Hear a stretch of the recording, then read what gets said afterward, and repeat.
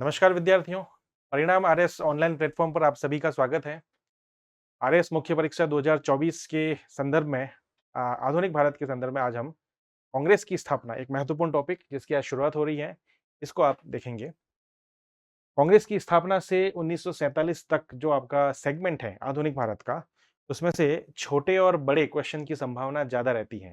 जो आधुनिक भारत का पूरा आपका सिलेबस है, उसकी तुलना में ये जो सेगमेंट है काफ़ी महत्वपूर्ण है। कांग्रेस की स्थापना से लेकर जो राष्ट्रीय आंदोलन का पूरा चरण है 1947 तक, इसकी आज अपन शुरुआत कर रहे हैं। कांग्रेस की स्थापना के संबंध में बात करेंगे हम लोग, इसकी स्थापना कैसे हुई, स्थापना से संबंधित फैक्ट जो हैं, उसकी बात करेंगे।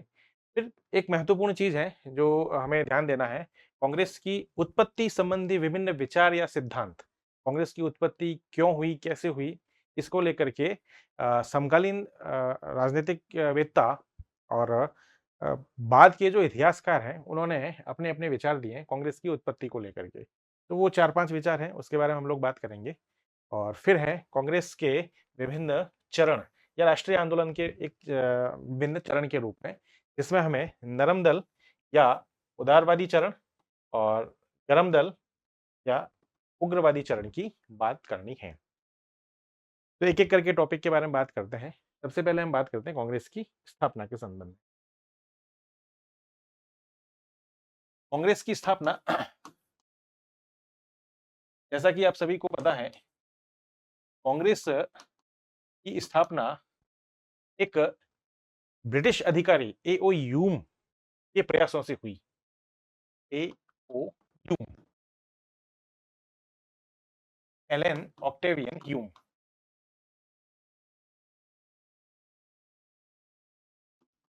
एलन ऑक्टेवियन ह्यूम के प्रयासों से हुई। ये एक रिटायर्ड ब्रिटिश अधिकारी थे, सेवानिवृत्त ब्रिटिश अधिकारी।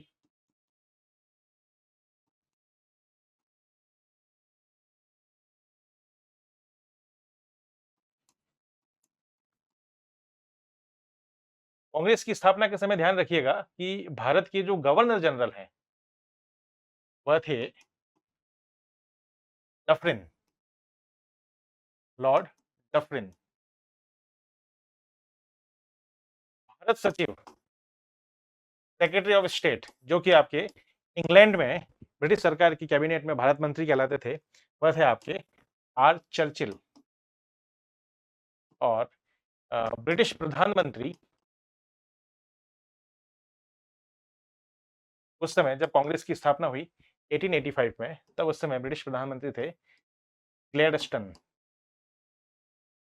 तो ये कुछ फैक्ट है, बस ध्यान रखना है, हो सकता है इधर-उधर से कुछ पूछ लिया जाए। वैसे बेसिकली कांग्रेस की स्थापना 28 दिसंबर 28 दिसंबर 1885 को बंबई के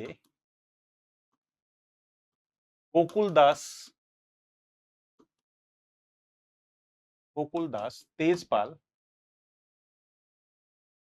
संस्कृत कॉलेज, एक जगह है बंबई में, संस्कृत कॉलेज में ह्यूम के प्रयासों से कुछ देशभक्त भारतीयों द्वारा की गई। ह्यूम के प्रयासों से, एओ ह्यूम जो रिटायर्ड ब्रिटिश अधिकारी हैं, ह्यूम के प्रयासों से हुई।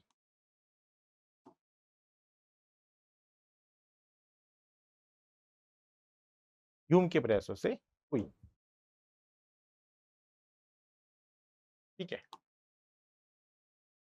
28 दिसंबर को इसकी स्थापना हो रही है और इसी दिन प्रथम अधिवेशन भी हुआ। पहली बैठक, वार्षिक अधिवेशन, प्रथम अधिवेशन, यह भी यहीं पर आयोजित हुआ। और ये जो अधिवेशन आयोजित हुआ, इस अधिवेशन की अध्यक्षता की थी व्योमेश चंद्र बनर्जी, WC बनर्जी, व्योमेश चंद्र बनर्जी। सामान्य फैक्ट है, काफी लोगों को इसकी जानकारी होगी। ठीक है, सामान्य फैक्ट है, तो कोई दिक्कत वाली बात नहीं है, ध्यान रखिएगा बस। 28 दिसंबर 1885 को बंबई के गोकुलदास तेजपाल संस्कृत कॉलेज में ह्यूम के प्रयासों से कांग्रेस की स्थापना हुई। और भी भारतीय शिक्षित भारतीय लोग थे, जो राजनीतिक चिंतक थे, वो शामिल थे इसमें। और प्रथम अधिवेशन वहीं पर आयोजित हुआ और उस अधिवेशन की अध्यक्षता व्योमेश चंद्र बनर्जी ने की। ह्यूम के अलावा इस सम्मेलन में दादा भाई नौरोजी, फिरोज शाह मेहता, गोपाल कृष्ण गोखले,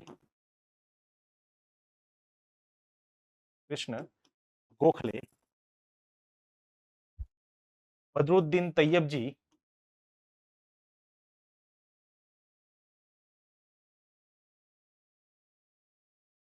जैसे भारतीय राजनीतिक चिंतक मौजूद थे। इनके प्रयासों से कांग्रेस की स्थापना हुई। शुरुआत में यह जो सम्मेलन था वह बंबई की बजाय पूना में आयोजित होने वाला था, लेकिन पूना में प्लेग फैलने के कारण इसकी जगह को ऐन वक्त पर बदला गया। ठीक है, और अब पूना की जगह बंबई में आयोजित किया गया और यहां ये आयोजित हुआ। ह्यूम ने जब इस कांग्रेस की स्थापना हुई तो ह्यूम ने इसका प्रारंभिक नाम रखा था, इस संस्था का प्रारंभिक नाम रखा था इंडियन नेशनल यूनियन, भारतीय राष्ट्रीय संघ, इंडियन नेशनल यूनियन। लेकिन दादा भाई नौरोजी इनकी सलाह पर, दादा भाई नौरोजी की सलाह पर इस संगठन का नाम इंडियन नेशनल यूनियन के स्थान पर आज का नाम जो आज पॉपुलर है इंडियन नेशनल कांग्रेस यानी भारतीय राष्ट्रीय कांग्रेस रखा गया। भारतीय राष्ट्रीय कांग्रेस इनकी सलाह दी। दादा भाई नौरोजी ये उदारवादी चरण के नरम दल के प्रमुख कांग्रेसी नेता हैं। इन्हें grand old man of India भी कहा गया है। Grand old man of India, Dadabhai Naoroji के बारे में ध्यान रखिएगा, grand old man of India. इन्होंने धन की निकासी, ड्रेन ऑफ वेल्थ, एक सिद्धांत है, आर्थिक सिद्धांत, धन की निकासी का सिद्धांत भी दिया। इसके बारे में थोड़ा सा डिटेल में मैं आपको बताऊंगा, अलग से बात करेंगे धन की निकासी के संबंध में। ड्रेन ऑफ वेल्थ, दादा भाई नौरोजी ने अपने कुछ आर्टिकल्स, कुछ बुकलेट्स छापे, उनके नाम भी मैं आपको बताऊंगा जब इस टॉपिक को देखेंगे। अभी केवल मैं आपको हल्का सा बता रहा हूं क्योंकि हम लोग यहाँ भी कांग्रेस पढ़ रहे हैं। दादा भाई नौरोजी ने अपने विभिन्न आर्टिकल्स में धन की निकासी, ड्रेन ऑफ वेल्थ का एक सिद्धांत दिया।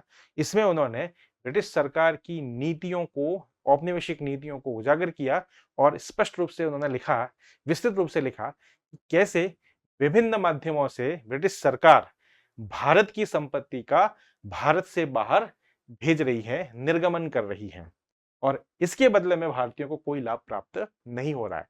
उसकी वजह से भारत में गरीबी, दरिद्रता, बेरोजगारी इस प्रकार की समस्याएं बढ़ रही हैं और ब्रिटेन दिनों दिन धनी और विकसित होता जा रहा है। तो ये इस प्रकार की एक सिद्धांत इन्होंने दिया।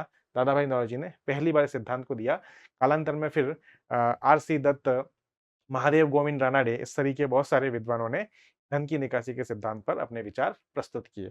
इस टॉपिक को हम अलग से, छोटा सा टॉपिक है, 2 नंबर या 5 नंबर में प्रश्न पूछा जा सकता है, तो इसके बारे में अलग से हम लोग बात करेंगे। तो बस इतना आपको ध्यान रखना, अभी जो हम लोग कांग्रेस के बारे में बात कर रहे हैं कि कांग्रेस की स्थापना 28 दिसंबर 1885 को हुई, गोकुलदास तेजपाल संस्कृत कॉलेज बंबई में। पहले और यहीं पर इसका प्रथम अधिवेशन हुआ। डब्ल्यू.सी. बनर्जी की अध्यक्षता में, पहले अध्यक्ष हैं ये। ठीक है, और इसमें दादा भाई नौरोजी, फिरोज शाह मेहता, गोपाल कृष्ण गोखले, बदरुद्दीन तैयब जी, महादेव गोविंद रानाडे, ठीक है, विलियम बेडनबर्न, डब्ल्यू.सी. केन, ऐसे बहुत सारे राजनीतिक चिंतक, राजनीतिक वेत्ता शामिल थे। ह्यूम ने कांग्रेस की स्थापना में महत्वपूर्ण भूमिका निभाई। इसलिए कालांतर में हम लोग देखते हैं कि कांग्रेस के जनक के रूप में ह्यूम को माना जाता है। कांग्रेस की स्थापना के समय में भारत के गवर्नर जनरल डफरिन थे और ब्रिटेन में भारत सचिव यानी कि सेक्रेटरी ऑफ स्टेट, ब्रिटेन की कैबिनेट में भारत के मामलों को देखने वाले मंत्री या भारत मंत्री इसको कहते हैं, वह थे आर चर्चिल। ठीक है, और ब्रिटेन के प्रधानमंत्री थे ग्लैडस्टन। ये आपको थोड़ा सा ध्यान रखना है। अब जो प्रथम अधिवेशन हुआ, इस अधिवेशन में नाम रखा गया था यूम के द्वारा इंडियन नेशनल यूनियन, जिसको दादा भाई नौरोजी ने इंडियन नेशनल कांग्रेस नाम का सुझाव दिया, इसको स्वीकार कर लिया गया और वर्तमान में यही नाम चल रहा है, भारतीय राष्ट्रीय कांग्रेस, इंडियन नेशनल कांग्रेस। पूना में आयोजित होने वाला था, लेकिन प्लेग फैलने की वजह से एन वक्त पर स्थान और समय बदला गया और बंबई में आयोजित हुआ। एक सामान्य जानकारी, आप सभी को इसकी जानकारी होगी। ठीक है, आगे हम लोग बात करते हैं कि जो प्रथम अधिवेशन था, इस प्रथम अधिवेशन में 72 लोगों ने सदस्यता ग्रहण की, कांग्रेस की सदस्यता ग्रहण की, कांग्रेस की सदस्यता को ग्रहण किया। ठीक है, और इस अधिवेशन में एक चीज और हुई, 9 प्रस्ताव पास किए, बैठक में 9 प्रस्ताव पास किए गए। ठीक है, इसमें से कुछ महत्वपूर्ण प्रस्ताव क्या थे, एक एक करके मैं 3-4, क्योंकि आपके पास एग्जाम में इतना लिखने का स्कोप नहीं रहेगा कि आप 9 के 9 प्रस्ताव को लिखो। कुछ महत्वपूर्ण प्रस्तावों के बारे में बात करेंगे, जैसे गवर्नर जनरल की परिषद में भारतीयों की भागीदारी बढ़ाई जाए। कौन कौन से प्रस्ताव पास किए, उसमें कुछ महत्वपूर्ण, गवर्नर जनरल जो कि एक तरह से कार्यकारिणी बॉडी है, भारत में एक एग्जीक्यूटिव बॉडी है शासन करने की, गवर्नर जनरल, और उसको सलाह देने के लिए गवर्नर जनरल भारत में ब्रिटिश शासन का एग्जीक्यूटिव हेड है, तो उसको प्रशासनिक कार्यों में सलाह देने के लिए, उसके सहयोग के लिए एक परिषद है। उस परिषद में अमूमन ब्रिटिश सरकार के लोग ही हैं या ब्रिटिश सरकार द्वारा चयनित लोग हैं। ठीक है, तो यहां इस कांग्रेस में यह मांग की गई कि गवर्नर जनरल की परिषद में भारतीयों की भागीदारी बढ़ाई जाए, जो शासन से जुड़ी हुई है। परिषद में भारतीयों की भागीदारी, अधिकाधिक भारतीय सदस्यों को शामिल किया जाए, भारतीयों की भागीदारी बढ़ाई जाए। ठीक है, ये एक प्रस्ताव पास किया गया। दूसरा प्रस्ताव पास किया गया कि ब्रिटिश भारतीय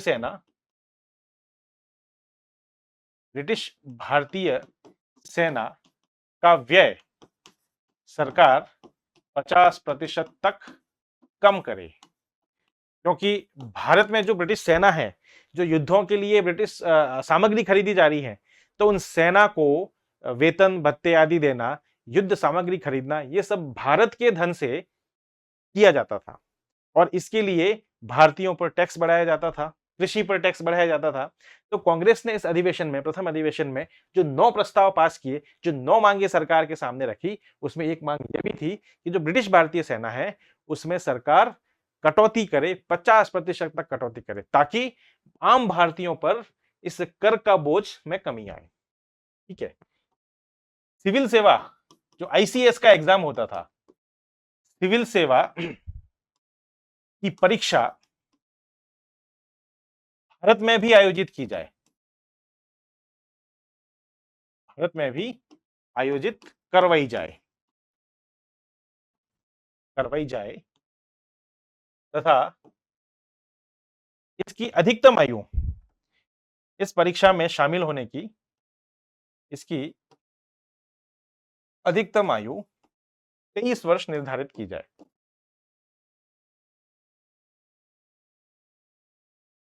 समझिएगा क्या है ये, निर्धारित की जाए। सिविल सेवा आईसीएस की जो परीक्षा है, जिसके माध्यम से ब्रिटिश प्रशासनिक भारत में प्रशासनिक अधिकारी नियुक्त किए जाते थे, तो ये ब्रिटिश सरकार ने इसका ढांचा इस प्रकार से बना रखा था ताकि भारत के कम से कम लोग इसमें शामिल हो। वो केवल यूरोपियंस और ब्रिटिश को ही इसमें शामिल करवाना चाहते थे कि वही इस परीक्षा में शामिल हो, सफल हो और भारत पर ब्रिटिश सरकार के प्रशासनिक अंग के रूप में शासन करे। क्योंकि भारत में शिक्षा का विकास हो रहा था, तो जो उच्च वर्ग के लोग थे, जमींदारों के वर्ग थे, वर्ग के लोग, व्यापारियों के लोग, बड़े-बड़े व्यापारियों के लोग, तो ये सब आईसीएस परीक्षा में शामिल होते थे और प्रशासन में शामिल जाने के लिए तैयार रहते थे। तो भारतीयों की भागीदारी को रोकने के लिए सरकार ने ऐसी पॉलिसी बनाई कि ब्रिटिश जो सिविल सेवा परीक्षा है, उसका आयोजन केवल इंग्लैंड में होता था। भारत में इस परीक्षा का आयोजन नहीं होता था। फिर भारतीयों के लिए इसमें अधिकतम आयु सीमा भी कम थी। लिटन के समय में तो 18-19 साल ही अधिकतम आयु सीमा कर दी थी। अधिकतम आप 18-19 साल के बाद आप आईसीएस का फॉर्म नहीं भर सकते। तो कांग्रेस ने अपने पहले अधिवेशन में इससे संबंध में 2 मांग रखी कि सिविल सेवा परीक्षा का इंग्लैंड के साथ-साथ भारत में भी आयोजन हो और अधिकतम आयु सीमा इसकी बढ़ा करके 23 वर्ष की जाए। मतलब इससे पहले 23 से भी कम थी, उसको बढ़ा के 23 वर्ष की जाए। ये मांग थी। फिर एक और मांग हम बात करें तो देखते हैं कि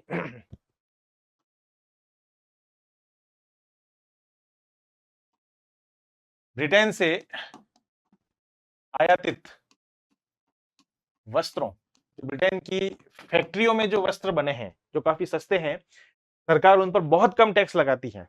तो टैक्स लगाने के बावजूद भारत में जब पहुंचते हैं तो वो ज्यादा महंगे नहीं होते, वो सस्ते ही बने रहते हैं। तो इस वजह से भारतीय जो वस्त्र है उसके साथ उनका तगड़ा कंपटीशन होता है और भारतीय वस्त्रों की खरीदार लोग कम रहते हैं, तो भारतीय वस्त्र उद्योग को इससे हानि पहुंच रही है। तो कांग्रेस ने ये इस पहले अधिवेशन में सरकार से मांग रखी कि ब्रिटेन से आयातित होने वाले वस्त्रों पर पुनः आयात कर लगाया जाए, दोबारा आयात कर लगाया जाए तथा भारतीय उद्योगों को संरक्षण दिया जाए। क्यों ऐसा किया जाए? ताकि भारत के जो उद्योग हैं उनको भी संरक्षण प्राप्त हो, भारतीय उद्योगों को संरक्षण दिया जाए।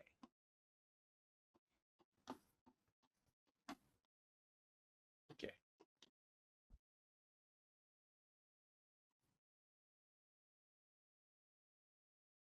नेक्स्ट है ब्रिटेन में भारत सचिव की परिषद को समाप्त किया जाए। ब्रिटेन में भारत सचिव की परिषद को समाप्त किया जाए, समाप्त किया जाए। ठीक है। तो मोटा मोटी आपको 9 के 9 लिखने की जरूरत नहीं, क्योंकि इतना स्कोप रहेगा नहीं मेंस के पॉइंट ऑफ व्यू से, ज्यादा इसमें बड़े क्वेश्चन बनने की संभावना नहीं है। ठीक है, बनेगा तो भी 2 नंबर का या 5 नंबर का। तो मोटा मोटी आपको बस इतना उल्लेख करना है कि इस पहले अधिवेशन में 9 प्रस्ताव पास हुए, 72 लोगों ने सदस्यता ग्रहण की और इनमें कुछ प्रमुख प्रस्ताव ये थे कि सिविल सेवा का भारत में आयोजन हो, आयु सीमा इसकी अधिकतम 23 वर्ष की जाए, गवर्नर जनरल की परिषद में भारतीयों की भागीदारी बढ़ाई जाए। ठीक है, इसके अलावा भारतीय उद्योगों को संरक्षण दिया जाए, ब्रिटेन से आयातित वस्तुओं पर पुनः आयात कर लगाया जाए, दोबारा टैक्स लगे, इंपोर्ट ड्यूटी लगे और भारत सचिव की जो परिषद है जो इंग्लैंड में स्थापित है उसको समाप्त किया जाए, क्योंकि उस पर बहुत ज्यादा खर्च होता था और उस खर्च का व्यय भारतीय राजकोष से भरा जाता था। तो ये कुछ ऐसी मांगे थी जो पहले अधिवेशन में रखी गई, ये हमें ध्यान रखना है। ठीक है, कांग्रेस के अधिवेशन के संबंध में आपको इतनी चीजें ध्यान रखनी है। अब हम बात करते हैं कि कांग्रेस के उत्पत्ति के संबंध में अलग अलग विचार हैं। ठीक है, कैसे कांग्रेस की उत्पत्ति हुई, उसमें बहुत सारे इतिहासकारों ने, समकालीन चिंतकों ने इसके बारे में विचार दिए। तो पहले तो हमें यह देखना है कि कांग्रेस की उत्पत्ति को लेकर की ये मत भिन्नता क्यों आ रही है। उत्पत्ति संबंधी विभिन्न विचार, क्या विचार हैं, उन 5 विचारों को हम लोग देखना है, संबंधी विभिन्न या सिद्धांत। ठीक है, किसकी उत्पत्ति की बात कर रहे हैं हम? कांग्रेस की। और फिर हम कौन सा माने के बारे में भी हम लोग बात करेंगे। तो थोड़ा सा एक बार बैकग्राउंड समझिएगा कि कांग्रेस की उत्पत्ति संबंधी विचार क्यों आए। बेसिकली एओ ह्यूम एक रिटायर्ड आईसीएस अधिकारी, ठीक है, जो जब तक नौकरी पर रहा वह ब्रिटिश सरकार की साम्राज्यवादी नीति के तहत भारतीयों का शोषण करता रहा। उसकी भारतीयों के प्रति नस्लवादी भेदभाव की नीति हमेशा बनी रही। लेकिन रिटायर्ड होने के पश्चात उसने भारतीयों के राजनीतिक अधिकारों के लिए सरकार के समक्ष एक मंच की स्थापना का प्रयास किया और इसके लिए उसने जो शिक्षित वर्ग था, भारतीय समुदाय था, उसको अपने साथ लिया और कांग्रेस जैसी स्थापना के लिए वह प्रयास करता है। तो ये बात कुछ गले से नीचे नहीं उतर थी कि नौकरी में जब था तब वह भारतीयों के विरोधी के रूप में था, भारतीयों के शोषण करने वाले में था और नौकरी से हटने के पश्चात, सेवानिवृत्ति के पश्चात वह भारतीयों के राजनीतिक अधिकारों के लिए लड़ रहा है और सरकार के सामने भारतीयों की मांगों को रखने के लिए एक मंच प्रदान करने के लिए प्रयास कर रहा है। तो ये बात थोड़ी सी हजम नहीं हुई, विशेषकर लाला लाजपत राय ने, जिन्होंने ये एक सिद्धांत दिया उत्पत्ति के संबंध में। पहला हम उसी के बारे में बात करते हैं। सेफ्टी वॉल्व का सिद्धांत। सेफ्टी वॉल्व को हिंदी में बोलते हैं सुरक्षा कपाट। सुरक्षा कपाट का सिद्धांत, ठीक है। देने वाले हैं लाला लाजपत राय, कांग्रेस के नेता हैं, गरम दल के नेता हैं, ठीक है, उग्रवादी दल के नेता हैं, कांग्रेस के ही नेता हैं। इनका मानना है कि कांग्रेस की स्थापना में ह्यूम जैसे एक रिटायर्ड ब्रिटिश अधिकारी की भूमिका होना, उसके प्रयास होना, यह दिखाता है कि कहीं ना कहीं कुछ कांग्रेस की स्थापना गलत मंतव्य से की गई है, कहीं ना कहीं दाल में कुछ काला। तो उन्होंने पहली बार कांग्रेस की उत्पत्ति के संबंध में एक सिद्धांत दिया 1916 में। लाला लाजपत राय ने, काफी महत्वपूर्ण है, कई बार एग्जाम में पूछा भी गया, सेफ्टी वॉल्व का सिद्धांत, ठीक है। 1916 में यंग इंडिया एक समाचार पत्र था जिसका संपादन लाला लाजपत राय कर रहे थे। यंग इंडिया में एक निबंध छापा, आर्टिकल लिखा, निबंध में यह सिद्धांत दिया, सेफ्टी वॉल्व का सिद्धांत, ठीक है। क्या कहना था इस सिद्धांत में का? इनका कहना था कि कांग्रेस की स्थापना डफरिन के दिमाग की उपज है। गवर्नर जनरल जो डफरिन था, डफरिन के दिमाग की उपज है, ठीक है। भारत में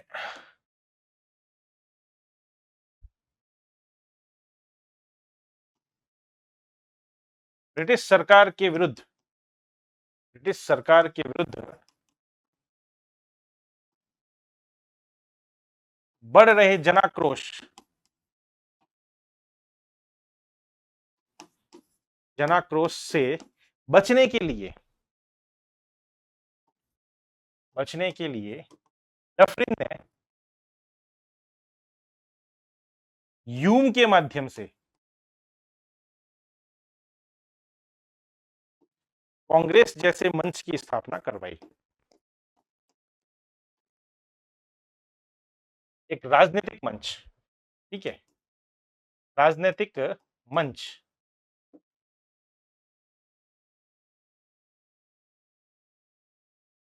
की स्थापना करवाई।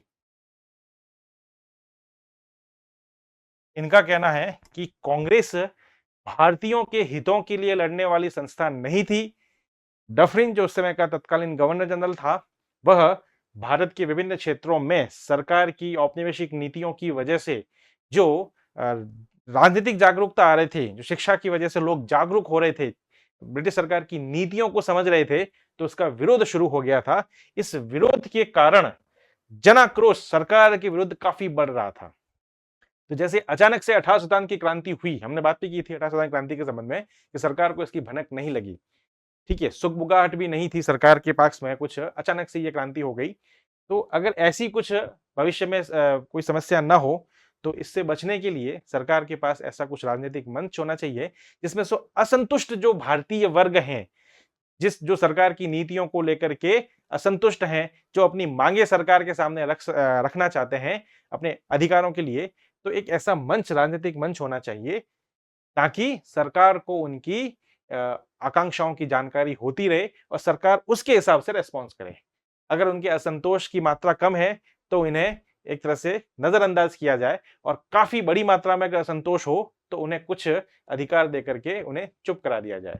तो ऐसे राजनीतिक मंच की, ताकि भारतीयों के जनाक्रोश से सरकार के शासन को बचाया जा सके, इस हेतु डफरिन ने ह्यूम को आगे किया कि आप शिक्षित भारतीयों, असंतुष्ट भारतीयों का एक मंच बनाओ, राजनीतिक मंच बनाओ, जिसे कांग्रेस नाम दिया गया। इसके माध्यम से सरकार को बढ़ते जनाक्रोश की जानकारी मिलती रहेगी, ठीक है। तो सरकार उसी हिसाब से फिर कदम उठाती रहेगी और अपनी आगे की गतिविधि को अंजाम देगी। तो कहने का मतलब यह है, जो लाला लाजपत राय कहते हैं कि कांग्रेस बेसिकली भारतीयों के अधिकारों के लिए लड़ने वाली या आजादी के लिए काम करने वाली संस्था जैसी नहीं थी। ये भारतीयों के जनाक्रोश से ब्रिटिश सरकार के शासन को बचाने के लिए एक सुरक्षा वॉल्व की तरह काम कर रही थी। और ये किसके दिमाग की उपज थी? डफरिन के दिमाग की उपज थी। ये लाला लाजपत राय ने 1916 में यंग इंडिया न्यूज़पेपर में एक आर्टिकल के दौरान लिखा। उसका काउंट वो बात करते हैं कि नहीं तो अचानक से ह्यूम जैसे जो रिटायर्ड अंग्रेज अधिकारी थे, जिन्होंने इस नौकरी में रहते हुए औपनिवेशिक नीति के तहत भारतीयों का भरपूर शोषण किया, भारतीयों पर जुल्म ढाया, अचानक से रिटायर्ड होने के बाद हृदय परिवर्तन कैसे हो गया कि वो भारतीय जनता के भलाई के लिए काम करना चाह रहा, उनके राजनीतिक अधिकारों के लिए सरकार के सामने एक मंच रख रहा है। ऐसा गले नहीं उतरता। कहीं न कहीं ये इसमें सरकार की मंशा कुछ अलग है। तो थोड़ा-सा आपको यहाँ ध्यान रखने की बात है। ये इसको अगर आप समझ जाओगे ना, तो ये सिद्धांत भी समझ जाओगे बेसिकली है क्या। कुकर के अंतर्गत कुकर के ढक्कन के ऊपर एक वाल्व होता है। आप लोग अपने घर पे देखिएगा, वाल्व होता है। वो वाल्व सीटी अलग है, ध्यान रखिएगा। सीटी एक अलग चीज़ है। कुकर का जो ढक्कन होता है, आपने देखा होगा ये कुकर अ, ये आपका जो ढक्कन है, एक सीटी रहती है। सीटी नहीं, यहाँ पर एक ढक्कन के ऊपर एक छोटा-सा वाल्व होता है, जो पतली सी परत से ढका रहता है। इसको कहते हैं सेफ्टी वाल्व। ये सेफ्टी वाल्व क्या काय के लिए होता है? ये होता है कि कभी कुकर के अंतर्गत प्रेशर ज़्यादा बढ़ जाए, गैस खुली रहे, पानी कम हो जाए, कुकर जब गैस के ऊपर चल रहा है, ठीक है? तो प्रेशर ज़्यादा अगर बन जाए और प्रेशर ज़्यादा बनने पर और अगर सीटी प्रॉपर तरीके से काम नहीं करे, तो ये कुकर ब्लास्ट हो सकता है, आस-पास हानि हो सकती है। तो इससे बचने के लिए ये जो वाल्व है, जो कि एक पतली परत से ढका होता है, प्रेशर ज़्यादा बढ़ने पर ये वाल्व खुल जाएगा और अंदर की जो भाप है, वाष्प है, जो प्रेशर है, वो बाहर धीरे-धीरे निकल कर के रिलीज़ हो जाएगा, प्रेशर रिलीज़ हो जाएगा, कुकर फटने से बच जाएगा, जनहानि कुछ भी किसी प्रकार की हानि होने से बच जाएगी। तो ये सेफ्टी वाल्व होना कुकर में आवश्यक है। ये हानि से बचाता है, प्रेशर को रिलीज़ करता है। लाला लाजपत राय ने यंग इंडिया में कांग्रेस की तुलना इसी सेफ्टी वॉल्व से की है कि जनाक्रोश बढ़ते जनाक्रोश से सरकार के शासन को बचाने के लिए कांग्रेस जैसे राजनीतिक मंच की स्थापना की सेफ्टी वॉल्व के रूप में। ये आपको ध्यान रखना है। ये इनका एक मत था। कितना सही कितना गलत वो एक बात की बात है। एक मत कांग्रेस की उत्पत्ति के संबंध में सेफ्टी वॉल्व का सिद्धांत है। 5 नंबर में 2 नंबर में पूछा जा सकता है, ध्यान रखिएगा। दूसरा आपका मत जो है वो है हम लोग बात करें दूसरे मत की, तो तड़ित चालक का सिद्धांत। तड़ित चालक का सिद्धांत ये दिया है गोपाल कृष्ण गोखले ने। ये भी कांग्रेस के नेता है, उदारवादी दल से नरम दल के नेता है, गोपाल कृष्ण गोखले।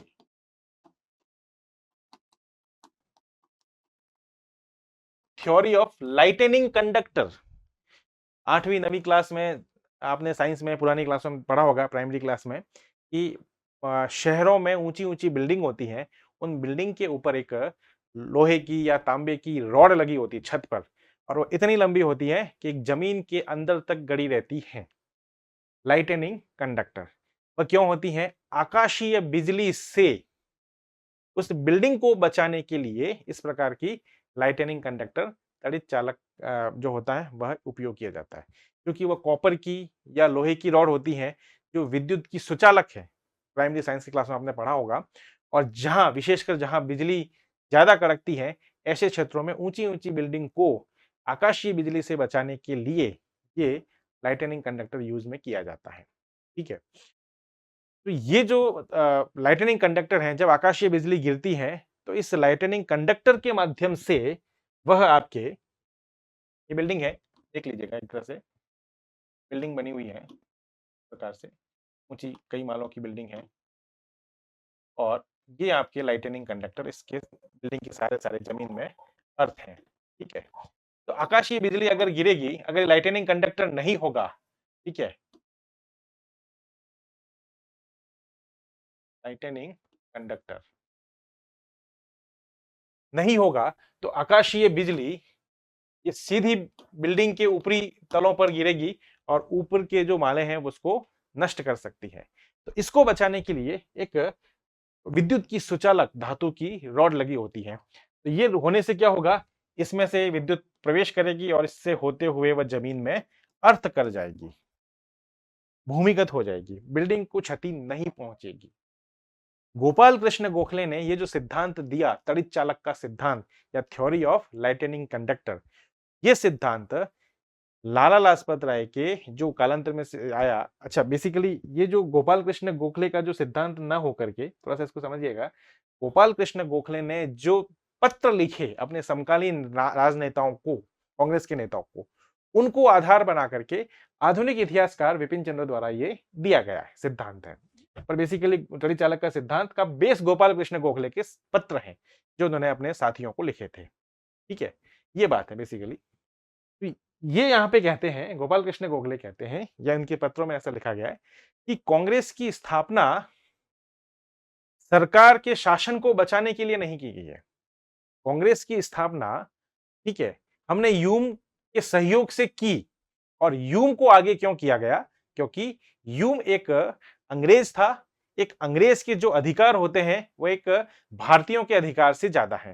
ब्रिटिश सरकार भी आम भारतीयों के अधिकारों को तो कुचल सकती है, लेकिन एक अंग्रेज के अधिकारों का पूरा सम्मान करती है, क्योंकि वह भी अंग्रेज है। ठीक है, तो इसीलिए कांग्रेस, ह्यूम ने कांग्रेस की स्थापना नहीं की, ह्यूम से हमने कांग्रेस की स्थापना करवाई। मतलब हमने ह्यूम को आगे किया। क्यों आगे किया? क्योंकि कांग्रेस भारतीयों के हितों के लिए लड़ने वाली संस्था थी। भारतीयों के राजनीतिक अधिकारों की प्रदान करने के लिए सरकार के विरुद्ध एक संस्था स्थापित की गई थी। अगर इसका संचालक या अगर इसका प्रणेता, अगर इसका जनक कोई भारतीय होता, तो सरकार लीगल इलीगल किसी भी तरीके से कांग्रेस जैसी सरकार विरोधी संस्था को नष्ट कर सकती थी। ठीक है, इसीलिए हमने जानबूझ करके ह्यूम को आगे रखा और ह्यूम के प्रयासों से कांग्रेस की स्थापना करवाई। हालांकि ह्यूम अकेले नहीं थे, ह्यूम के साथ शिक्षित भारतीय वर्ग भी, राजनीतिक रूप से जागरूक भारतीय वर्ग भी शामिल था। लेकिन ह्यूम को हमने आगे किया क्योंकि ह्यूम एक अंग्रेज है और एक अंग्रेज के उतने ही अधिकार हैं जितने किसी गवर्नर जनरल के हैं। अगर गवर्नर जनरल इलीगल तरीके से कांग्रेस जैसी संस्था को, सरकार विरोधी संस्था को, भारतीयों के हितों के लिए लड़ने वाली संस्था को अगर नष्ट भ्रष्ट करना चाहती, तो ह्यूम इसके खिलाफ शिकायत ब्रिटिश संसद में या ब्रिटिश कोर्ट में कर सकता था। ठीक है, करने की उसके पास पूरी स्वतंत्रता थी। ये चीज सरकार भी जानती थी, इसीलिए, और ये चीज पढ़े लिखे भारतीय भी जानते थे, इसीलिए उन्होंने ह्यूम को एज ए तड़ित चालक के रूप में उपयोग में लिया। ठीक है, ह्यूम यहां तड़ित चालक है, लाइटनिंग कंडक्टर है। ठीक है, कि सरकार के आक्रोश जो कांग्रेस जैसी संस्था पर पड़ता, तो अगर पड़ता तो ह्यूम के सहारे वह आक्रोश नष्ट हो जाता, बिल्डिंग को, कांग्रेस को कोई क्षति नहीं पहुंचती। प्रतीकात्मक रूप से समझाया गया है तड़ित चालक का सिद्धांत। ठीक है, तो यहां ये कहना है गोपाल कृष्ण गोखले के पत्रों को आधार बनाकर तड़ित चालक के सिद्धांत के अनुसार कि ह्यूम के माध्यम से, ह्यूम के माध्यम से कांग्रेस की स्थापना करवाई गई, कांग्रेस की स्थापना करवाई गई। ठीक है, ताकि, क्योंकि कांग्रेस सरकार विरोधी संस्था थी, भारतीयों के हितों के लिए लड़ने वाली संस्था थी। ठीक है, तो सरकार कहे कभी ना कभी उसके ऊपर आक्रोश अपना बरसाती, उसको नष्ट करने का प्रयास करती। ठीक है, ताकि सरकारी आक्रोश से, सरकारी आक्रोश से कांग्रेस को बचाया जा सके। ठीक है, यहां कहने का मतलब यह है, ठीक है ना, कि सरकार कांग्रेस के खिलाफ कोई बड़ा एक्शन न ले, क्योंकि वो सरकार के विरोध में काम कर रही है, भारतीयों के हितों में काम कर रही है। तो इसके लिए ह्यूम को आगे किया, और ह्यूम चूंकि अंग्रेजों की बराबरी का अधिकार रखता है, तो सरकार ने, तो सरकार के आक्रोश से कांग्रेस को बचाने के लिए ह्यूम को आगे किया गया है, ये तड़ित चालक का सिद्धांत कहता है। फिर तीसरा आपका जो सिद्धांत है वह है, अच्छा, सेफ्टी वॉल का जो सिद्धांत है, जो सेफ्टी वॉल का सिद्धांत है, उसको, सेफ्टी वॉल के सिद्धांत को एक आपके सी एफ एंड्रयूज है, कांग्रेसी नेता सी एफ एंड्रयूज, एंड्रयूज ने भी स्वीकार किया है। कांग्रेसी नेता ही है C F Andrews, C F Andrews ने भी स्वीकार किया है सेफ्टी वॉल सिद्धांत को, ध्यान रखिएगा, तो स्वीकार किया है। तीसरा अपना सिद्धांत है जो दिया है आपके एनी बेसेंट ने। एनी बेसेंट कहती है कि कांग्रेस की स्थापना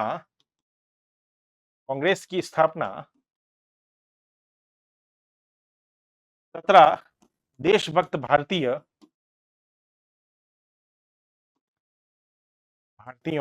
और ह्यूम ने मिलकर की।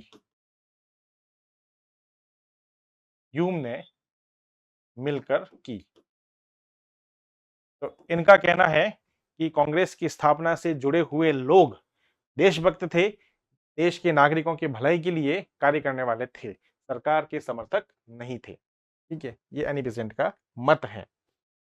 फिर बात करें हम चौथा, रजनी पामदत्त एक वामपंथी इतिहासकार है। इनकी बुक का नाम है इंडिया टुडे। इंडिया टुडे में इन्होंने ये मत दिया है कांग्रेस की उत्पत्ति को लेकर के। वो मत क्या है देखते हैं हम लोग कि शिशु कांग्रेस की स्थापना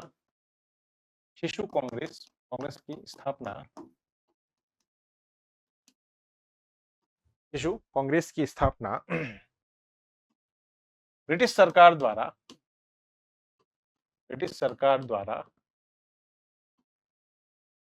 पूर्व नियोजित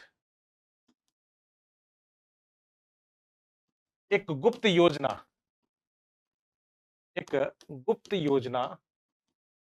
के तहत की गई थी। ठीक है, तो रजनी पामदत्त इसमें यहां मानते हैं कि कांग्रेस की स्थापना ब्रिटिश सरकार के प्रयासों से ही हुई और जो पहले से उनकी प्लानिंग थी, गुप्त प्लानिंग थी, उसी के तहत कांग्रेस की स्थापना की गई। रजनी पामदत्त वामपंथी इतिहासकार हैं। ग्रंथ इनका है इंडिया टुडे। फिर हम बात करें कैम्ब्रिज स्कूल। इतिहास लेखन से संबंधित अलग अलग संप्रदाय हैं, अलग अलग स्कूल्स हैं, जैसे राष्ट्रवादी इतिहासकार, सांप्रदायिक इतिहासकार, वामपंथी इतिहासकार, सबाल्टर्न इतिहासकार। वैसे ही जो आपके औपनिवेशिकवादी इतिहासकार हैं, सांप्रदायिक इतिहासकार हैं, कैम्ब्रिज स्कूल उसी में आता है।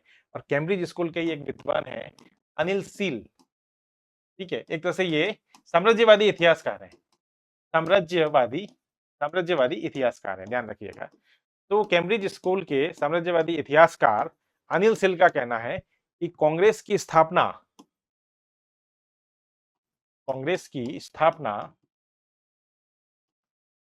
कुछ असंतुष्ट, स्वार्थी, शिक्षित एवं बेरोजगार भारतीयों द्वारा की गई। बेरोजगार भारतीयों द्वारा की गई। ठीक है, ब्रिटिश समर्थक सरकार समर्थक इतिहासकार हैं, साम्राज्यवादी इतिहासकार हैं। ऐसे इतिहासकार ब्रिटेन के भारत पर शासन को औचित्य पूर्ण ठहराते हैं, उनकी साम्राज्य विस्तार की नीति को सही ठहराते हैं। तो इनका लेखन इसी प्रकार से है। इनमें एक विद्वान है अनिल सिल। इन्होंने लिखा है कि जो कुछ ऐसे शिक्षित भारतीय थे जो सरकारी सेवाओं में इनको अवसर नहीं मिला, वो सफल नहीं हो पाए, अवसर तो मिला लेकिन सफल नहीं हो पाए, तो सरकार से वो असंतुष्ट हुए। सरकार से जब असंतुष्ट हुए, ठीक है, तो अपने स्वार्थ के लिए इन्होंने सरकार के विरोध में एक मंच बना लिया, जिसको कांग्रेस कहा गया। ये इनका मानना, ये मत माना नहीं जाता। ठीक है, अंत में हम लोग देखते हैं कि मान्य मत क्या है, कांग्रेस की स्थापना क्यों हुई। ठीक है, मान्य मत क्या है ये। तो मान्य मत जो ज्यादातर इतिहासकार मानते हैं, जिसके पीछे हम लोग तर्क देते हैं कि इस वजह से कांग्रेस की स्थापना हुई, तो ये था कि कांग्रेस की स्थापना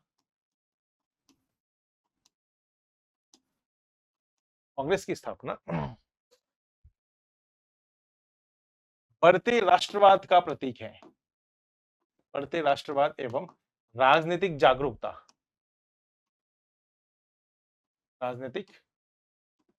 जागरूकता का प्रतीक था। ठीक है, कांग्रेस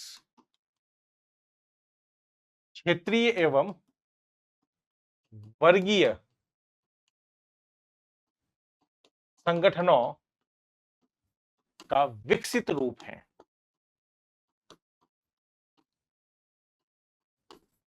समझने की चीजें हैं या फैक्ट नहीं है, इस पॉइंट में ध्यान रखिएगा। बेसिकली है क्या कि आधुनिक शिक्षा के विकास, समाचार पत्रों के योगदान, समाज सुधार आंदोलन, ठीक है, ऐसे बहुत सारे तत्व देखे जिसकी वजह से धीरे धीरे भारतीयों में शिक्षा का विकास हो रहा है, राजनीतिक चेतना की जागृति हो रही है। ठीक है, वे अब राजनीतिक मुद्दों पर बहस करते हैं, समझते हैं उनको, सरकार विरोधी बातें उनको पता लग रही हैं तो विरोध भी प्रदर्शन करते हैं।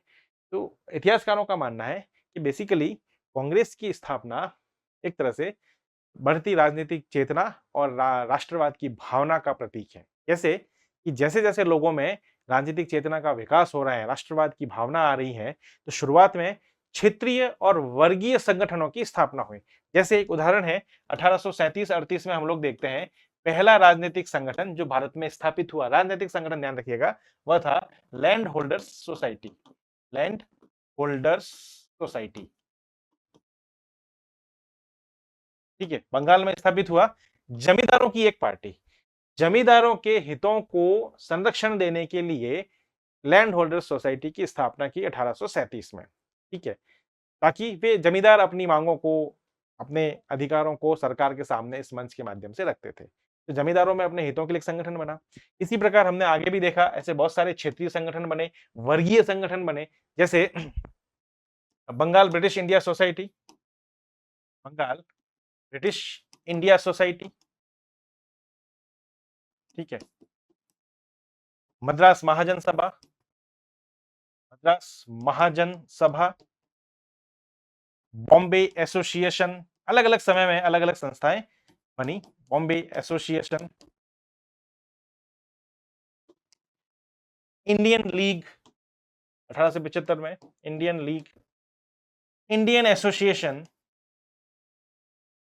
इस प्रकार की अनेक राजनीतिक संस्थाएं बनी जो किसी क्षेत्र विशेष से संबंधित थी, किसी वर्ग विशेष से संबंधित थी। बॉम्बे एसोसिएशन बॉम्बे के लोगों के अधिकारों को रखने के लिए, उनके संरक्षण के लिए बनी। मद्रास महाजन सभा मद्रास के महाजनों के अधिकारों के संरक्षण के लिए बनी। तो शुरुआत में छोटे छोटे दल, जैसे जैसे राजनीतिक चेतना का विकास हो रहा है, अपने अधिकारों की सुरक्षा के लिए वर्ग विशेष, क्षेत्र विशेष के लोग राजनीतिक मंच बना रहे हैं, सरकार के सामने अपनी मांगे रख रहे हैं। और ये जब विकास, राष्ट्रवाद की भावना, राजनीतिक चेतना का विकास हो रहा है, तो एक ऐसे अखिल भारतीय स्तर के स्वरूप की, कह सकते हैं, संगठन की स्थापना की जरूरत महसूस हुई, जो यह बताता है, जिसका प्रतीक था कांग्रेस की स्थापना।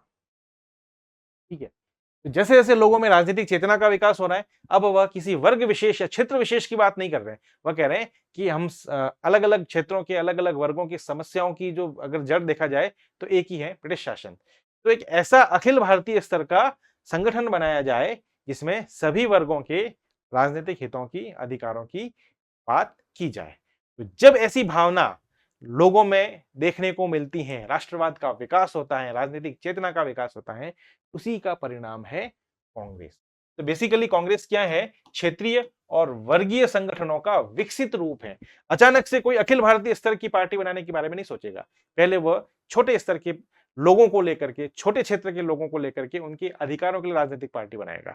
धीरे धीरे जब उसकी मानसिकता, राजनीतिक चेतना, राष्ट्रवाद की भावना का विकास होगा, तो अखिल भारतीय स्वरूप के संगठन की बात करेगा। इतिहासकारों का कहना है कि कांग्रेस की स्थापना इसी राजनीतिक चेतना और राष्ट्रवाद की भावना के विकास का प्रतीक है। तो ये आपको ध्यान रखना है। उत्पत्ति संबंधी विभिन्न मत में सेफ्टी वॉल पूछा जा सकता है, काफी महत्वपूर्ण है। तड़ित चालक का सिद्धांत स्पेशल रूप से पूछा जा सकता है। इन दो को थोड़ा सा ध्यान रखिएगा। अब एक एक करके हम बात करेंगे जो कांग्रेस के जो अलग अलग चरण रहे, उदारवादी चरण, उग्रवादी चरण, उनके बारे में हम लोग बात करते हैं। तो सबसे पहले हम लोग एक पहला चरण देखते हैं। कांग्रेस का पहला चरण उदारवादी चरण।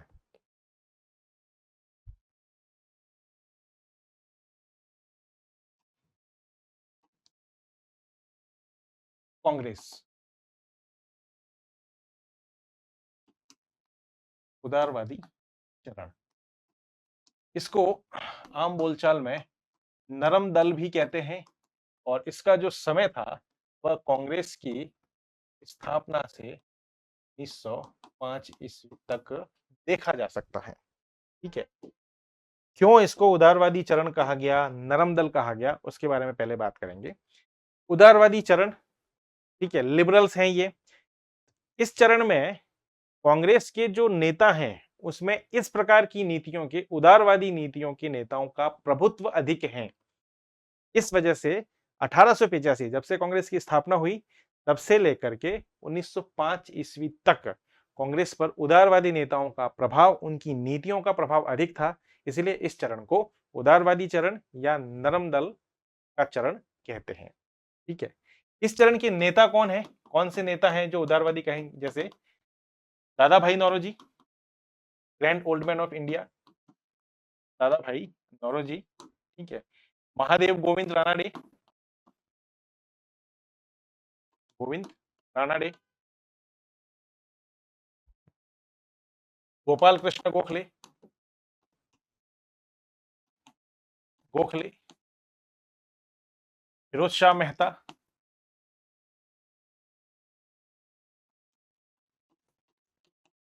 रोमेश चंद्र बनर्जी आदि, ऐसे बहुत सारे नेता हैं जो उदारवादी या नरम दल से संबंधित है।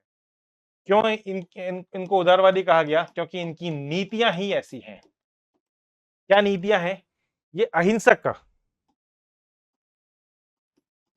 एवं संवैधानिक तरीकों से, संवैधानिक तरीकों से सरकार के समक्ष, सरकार के समक्ष अपनी मांगे रखते थे।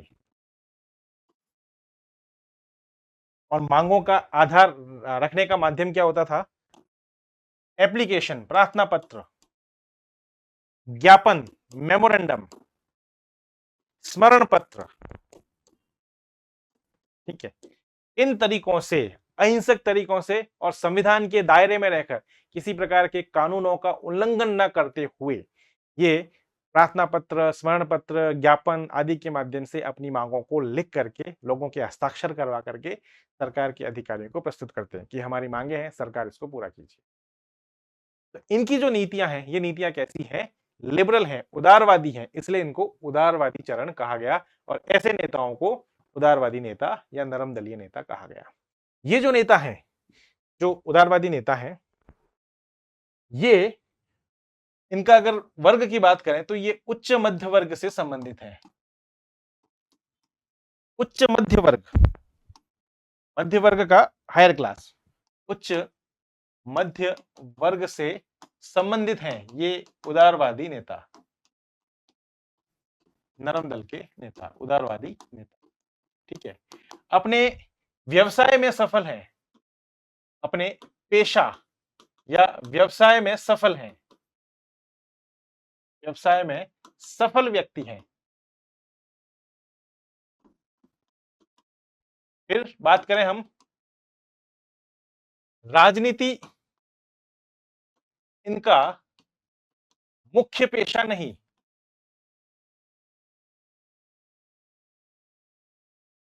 ठीक है,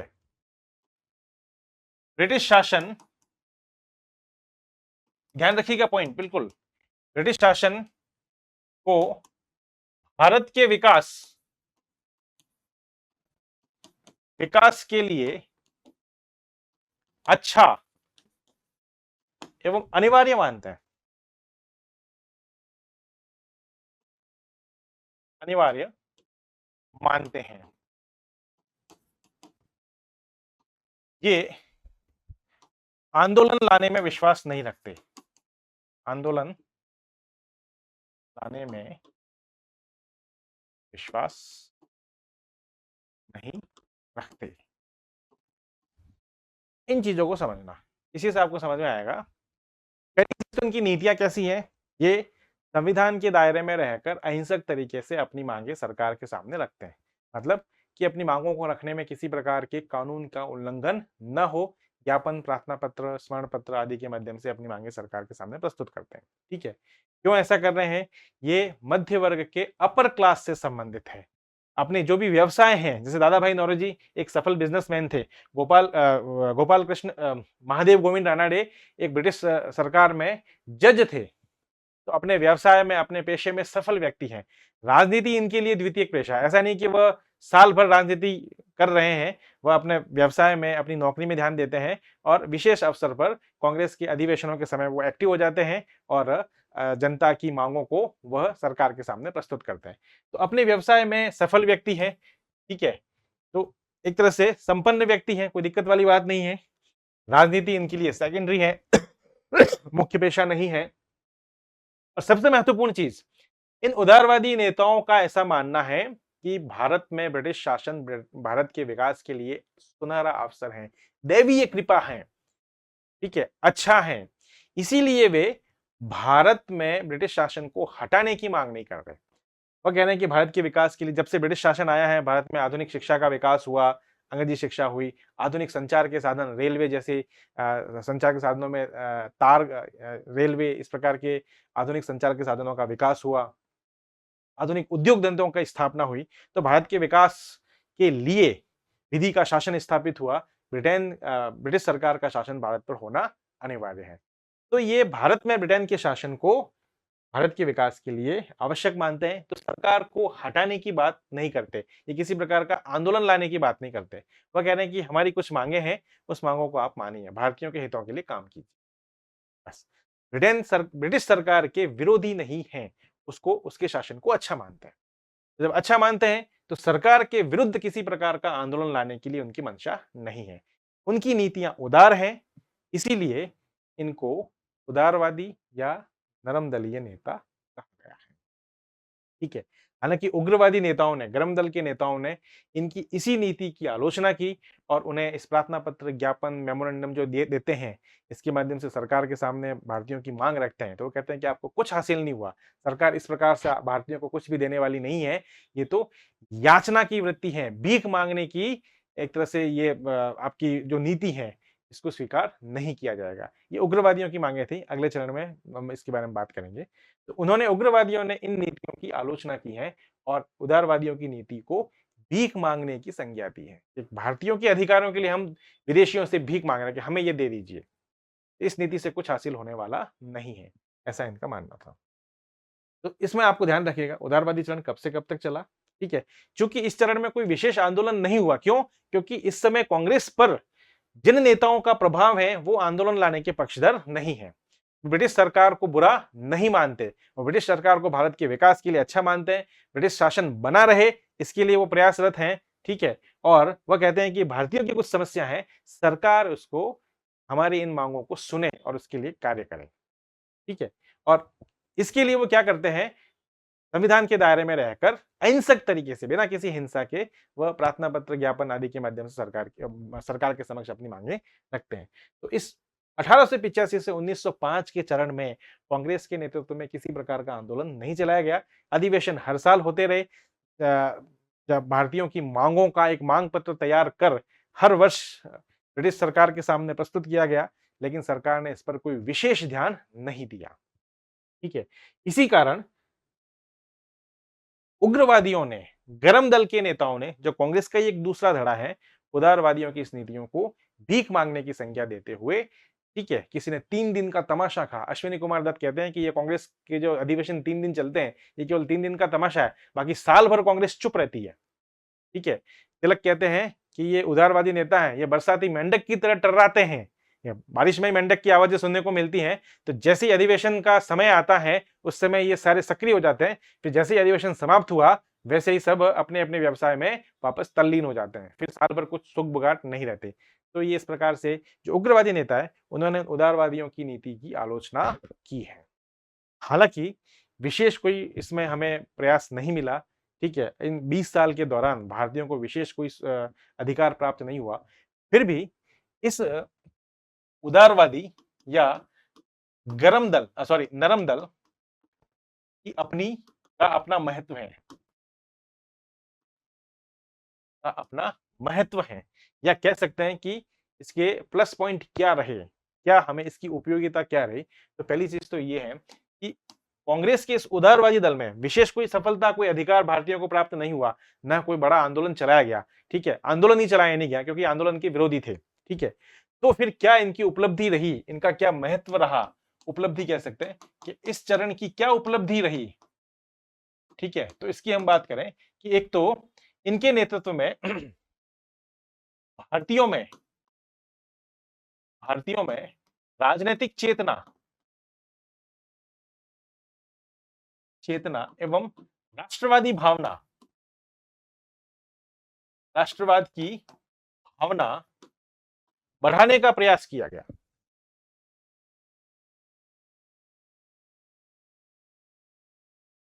प्रयास किया गया। कांग्रेस के विभिन्न अधिवेशनों में भारतीयों के अलग अलग वर्गों की मांगों को इन उदारवादियों ने अपने अधिवेशनों में उठाया, कांग्रेस के अधिवेशनों में उठाया। ठीक है, फिर अपने अपने समाचार पत्रों में इन मांगों को सरकार के सामने भी रखा। तो इनके माध्यम से इन मांगों की पहुंच आम जनता तक भी पहुंची, जो शिक्षित वर्ग था उन तक भी पहुंची। तो इस प्रकार से राजनीतिक मुद्दों पर भारतीयों को शिक्षित करने का काम, उसमें राजनीतिक चेतना का विकास करने का काम उदारवादियों ने द्वारा किया गया। इन्होंने जो विभिन्न समाचार पत्रों में अपने आर्टिकल्स लिखे, सरकार की नीतियों को लेकर के, सरकार की मंशा को लेकर के, भारतीयों की समस्याओं को लेकर के, इससे आम भारतीयों में सरकार विरोधी, एक तरह से कह सकते हैं कि राजनीतिक चेतना का विकास हुआ और राष्ट्रवाद की भावना का विकास हुआ। ये इनका एक योगदान कह सकते हैं कि राष्ट्रवाद की भावना और राजनीतिक चेतना के विकास में इनकी भूमिका या योगदान है।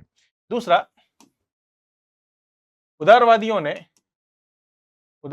ने ब्रिटिश औपनिवेशिक शासन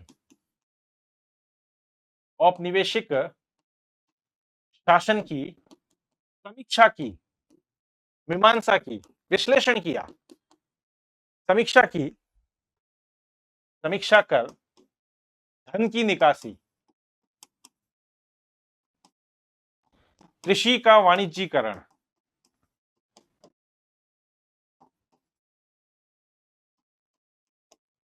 जैसी आर्थिक अवधारणाएं प्रस्तुत की।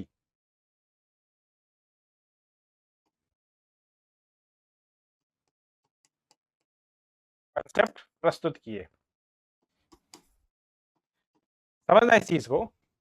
धन की निकासी, थोड़ी देर पहले मैंने बात की थी, ड्रेन ऑफ वेल्थ, कृषि का वाणिज्यीकरण, व्यावसायिक फसलों को उपजाना, जो सरकार की एक नीति थी। ठीक है, इस नीति से किसानों को नुकसान हुआ, अनाज की कमी हुई, भूखमरी में वृद्धि हुई।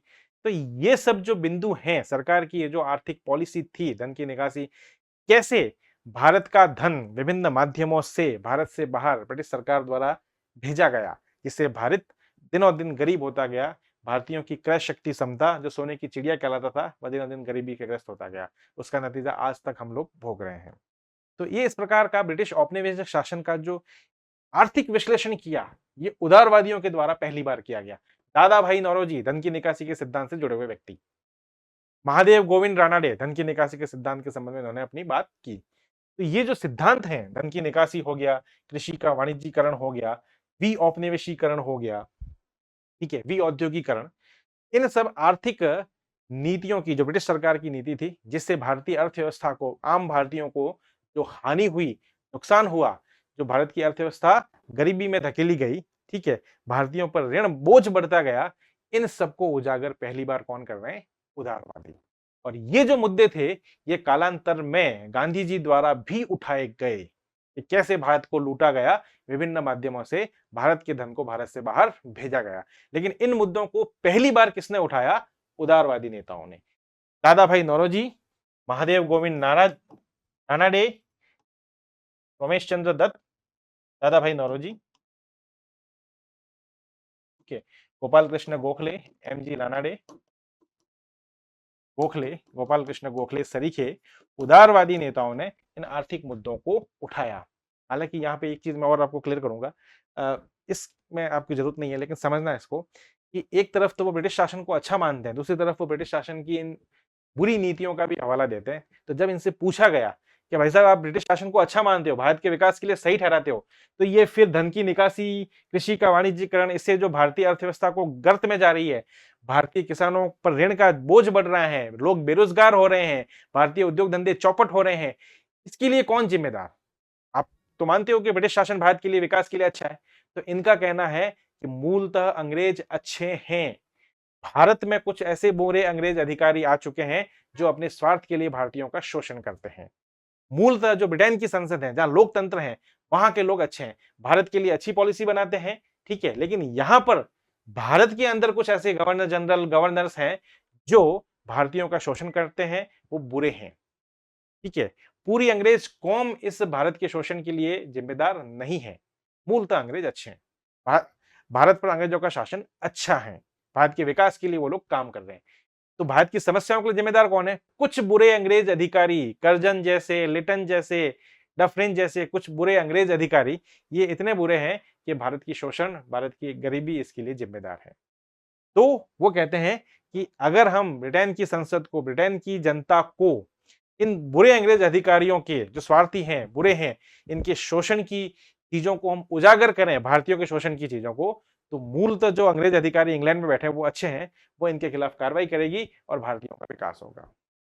तो इनका ये मत है, वो पूरी ब्रिटिश कौम को बुरा नहीं मानते, साम्राज्यवादी नहीं मानते, वो कहते हैं कुछ ही अंग्रेज बुरे हैं, ठीक है, जिसकी वजह से भारत की अर्थव्यवस्था, भारत के किसानों और इनकी समस्याएं हो रही हैं।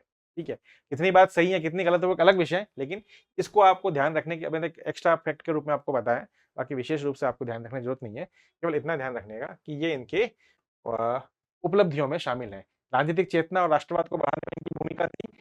आर्थिक नीतियों की समीक्षा कर उनकी नीतियों को उजागर करने में, जैसे धन की निकासी, कृषि का वाणिज्यीकरण, औद्योगिकरण, उद्योगों का विनाश, इस प्रकार की जो ब्रिटिश नीतियां थी उनको उजागर किया, पहली बार जनता के सामने लाया। लोग जानते नहीं थे, दादा भाई नौरोजी ने पहली बार अपने पैम्पलेट इंग्लैंड डेप्ट टू इंडिया, उसमें धन की निकासी के सिद्धांत को दिया।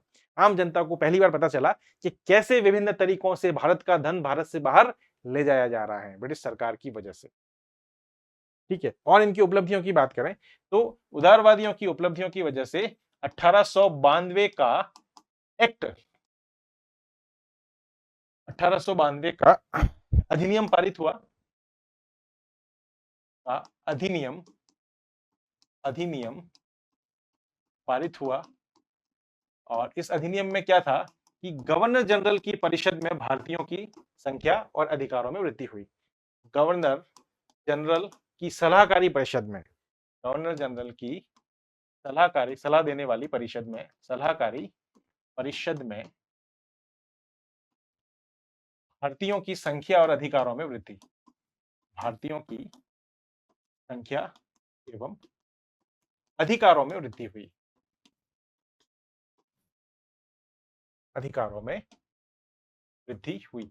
यह कानून ब्रिटेन की संसद द्वारा पारित किया गया। उदारवादियों की लगातार जो मांग थी, उस मांग को अंततः ब्रिटिश सरकार ने, ब्रिटेन की संसद ने स्वीकार किया और गवर्नर जनरल की परिषद, मैंने बताया था पहले चरण में ही, पहले अधिवेशन में ही, कांग्रेस का जो बंबई में पहला अधिवेशन हुआ था उसमें भी यह मांग रखी गई थी कि भारत का शासन गवर्नर जनरल चलाता है, तो उस शासन में उसको सलाह देने के लिए जो लोग हैं वो ब्रिटिश हैं। भारत का शासन जो भारतीयों के हितों के लिए ये जरूरी है कि गवर्नर जनरल की परिषद में सलाह देने के लिए, शासन संबंधी सलाह देने के लिए अधिकाधिक रूप से भारतीयों की भागीदारी हो और उन सलाहकारी निकाय के अधिकार भी बढ़े। पहले ही अधिवेशन से, कांग्रेस के पहले ही अधिवेशन से इस उदारवादियों की मांग थी। लगातार मांग रखने की वजह से 1892 में चलकर ब्रिटेन की संसद ने 1892 का अधिनियम पारित किया, जिसमें यह निर्धारित किया कि गवर्नर जनरल की परिषद में भारतीयों की संख्या और उसके अधिकारों में वृद्धि की गई।